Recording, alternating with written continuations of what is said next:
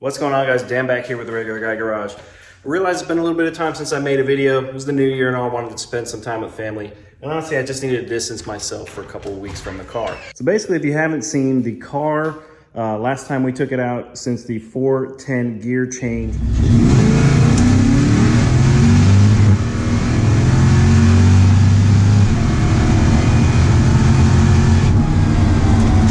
Car ran down the 8th mile, 7:59, I believe it was, at 90, just under 92 miles an hour.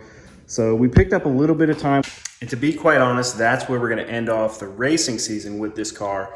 We're going to make some upgrades to it and then get it back out there, hopefully in the next few months. Luckily down here in the South, it usually warms up pretty quick, at least March time-ish, that we can get out there on the racetrack. But an issue that I've been having with this car, constantly been having with this car, for some reason, it finds spots to leak from. So when I first finished building the 331 stroker, the oil pan leaked on it. I had this engine, if you've been in the channel for a little bit, I've had the engine in and out of the car a few times. I had the oil pan that was leaking on it. And then just recently I had to fix the transmission leak on this thing, which has been leaking since I put the transmission in the car, but it just kept progressively getting worse.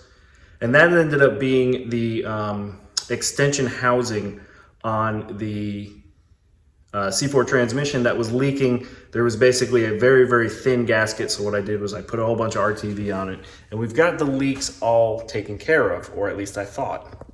And so I had parked the car here in the garage maybe 2 weeks ago after I had, gone racing. Haven't touched it since. As you can see, I mean, it's still got like the rocks, from being down at the racetrack. There's still like rocks and stuff stuck to it from the last pass that I made.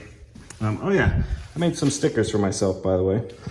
Anyway, so what I noticed after, a few days, I did kind of a look under, sanity check, make sure nothing's leaking. Was really happy to see that the transmission wasn't leaking, but then I had a small oil spot on the ground right below the engine. And so what I'm gonna do is I have a piece, it's actually like a soda box or something that I opened up. I threw it underneath the car because it was leaking. Let's see. Oh man, there's like some spider webs or something down here. All right, so as you can see, this was sitting underneath the engine. There's a spider moving along. So I jacked up the car, right? When I got it home, jacked it up, or when I noticed the leak. And what do you know, this oil pan's leaking again. It's not leaking, so last time where the oil leak was, it was leaking from the bolts on the outside. It's leaking from the,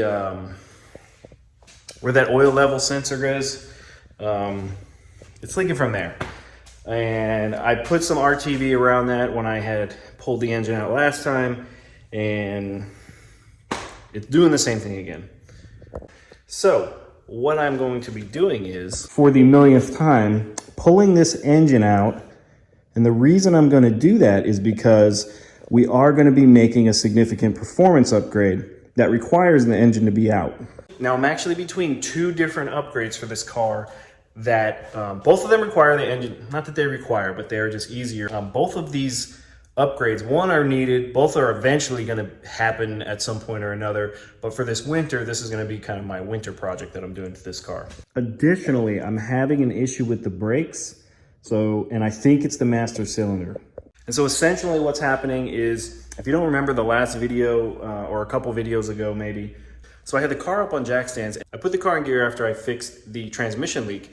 And when I put the car in gear and pressed the brakes down, the rear wheels just kept going. So the brakes weren't, the brakes in the rear clearly are not grabbing at all. I thought that maybe it was because I don't have the proportioning valve here, right? It just has the basically like stock one. So I'm gonna order the proportioning valve for here. But aside from that, the brakes on this car no longer build pressure. And I kind of noticed it on my last pass the other day, which is one of the reasons also why I didn't make another pass. The car took a while to stop, and it never does that. And the pedal just goes completely all the way to the floor. And so essentially what I'm going to do is I'm just going to replace that master cylinder, while we're done for the summer. I don't drive the car on the road really or anything. So that master cylinder, I'll just go ahead and replace it while the engine is out. Even if there really was nothing wrong with it, it won't hurt to change it. All right, guys, so I'm going to get the camera set up really quick, and we will start getting ready to get this engine out again.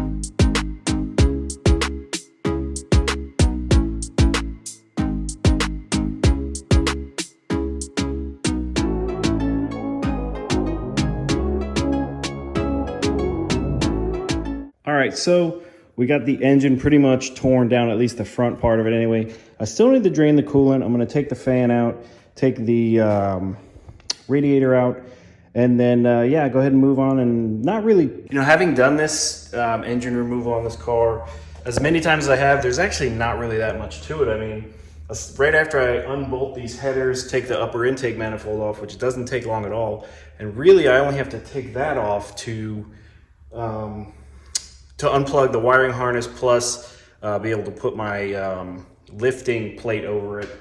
I mean, right after that, like, I just really got to crawl under it and unbolt the torque converter and then the engine from the transmission, and that's pretty much it. I mean, a couple other, you know, starter wire and stuff like that, but not really too much else to it.